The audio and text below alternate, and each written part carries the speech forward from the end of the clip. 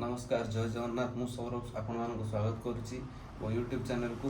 तो आज भिडियोटी गोटे बहुत इंपोर्टाट वीडियो जोटा कि आमर ओएसएससी मेन एग्जाम होता। तो ता देहरे आपन को कौन लगुच करप्शन होती कि नहीं से सबूर उत्तर आपण मानक मिल।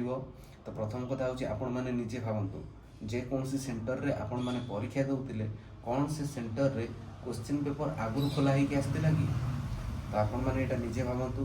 तो प्रश्न उत्तर निजे भी पाइबे कहीं ना आमर जेकोसी ओएसएससी परीक्षा कंडक्ट करुच्ची ओके। तो से सबू परीक्षा रे क्वेश्चन पेपर आसे परीक्षा हॉल सेंटर रे पिला किछि जाइकी सिग्नेचर मारती कि हाँ आमरी आखि सामने क्वेश्चन पेपर टी खोला हैला ओके। तो किंतु ए परीक्षा रे कौन होइतिला ए जो आमर रिसेंटली मेन एग्जामटा जाइछि सिविल इंजीनियरिंग रो मेकानिकल इंजीनियरिंग रो तो क्वेश्चन पेपर आगुरी खोला होगी आसला। तो ताको क्लारिफाई किए दब से question paper on the spot खोला होता कि किछि दिन आगुरी खोला होता कि गत राति खोला होता।